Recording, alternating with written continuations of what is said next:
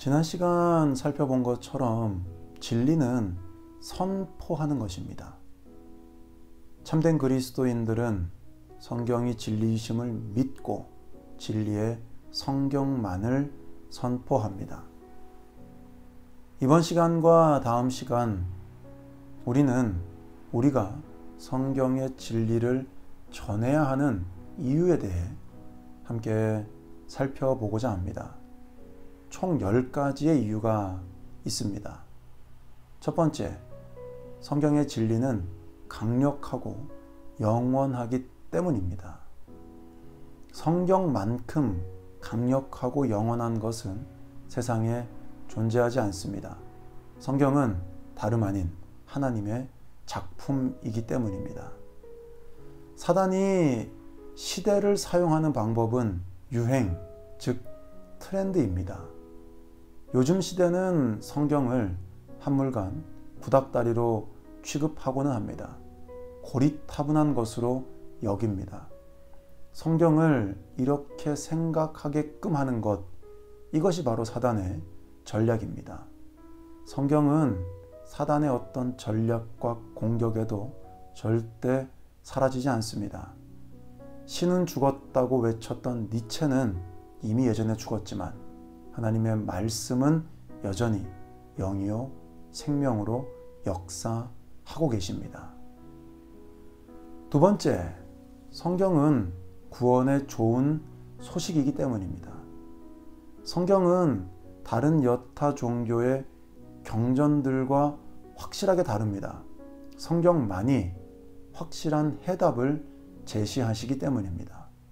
인류를 위한 구원의 계획과 방법, 길과 결과를 제시하시는 것은 성경밖에 없습니다. 그렇기에 우리는 이 진리를 전파해야 합니다. 다음으로 우리가 오직 진리만을 선포해야 하는 세 번째 이유는 진리를 오염시키거나 모호하게 만들지 않기 위해서입니다. 진리는 진리 자체로 존재해야 합니다.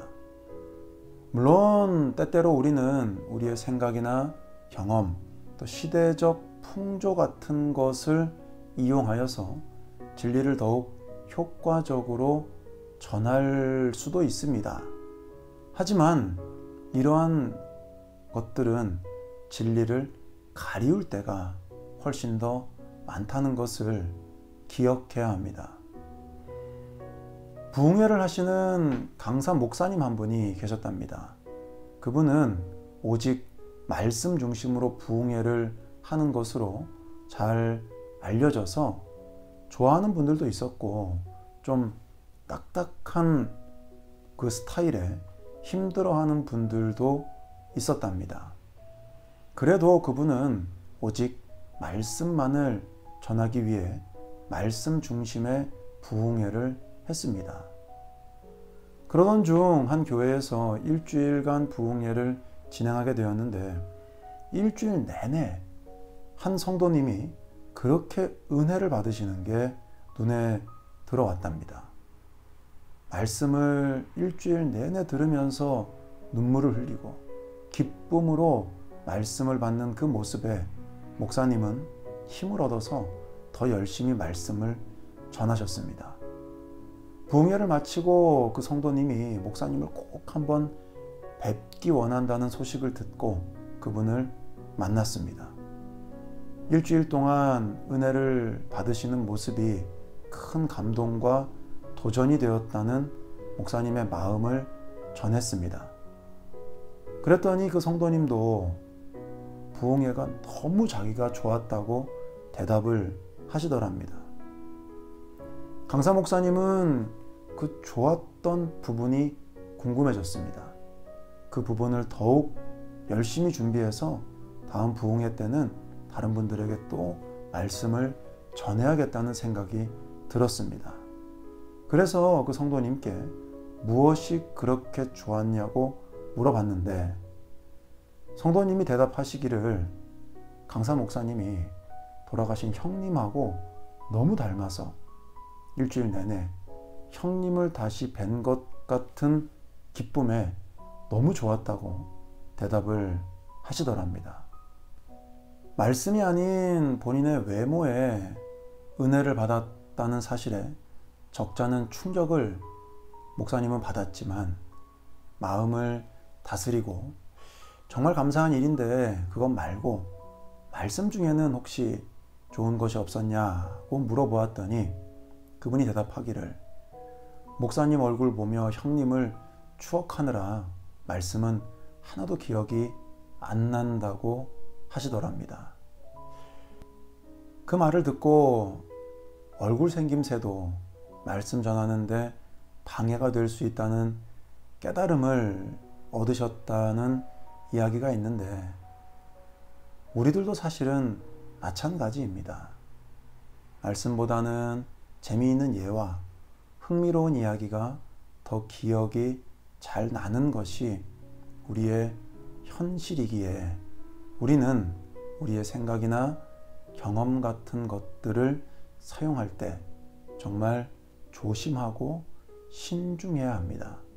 이러한 것들은 얼마든지 진리를 가리워 버릴 수 있기 때문입니다.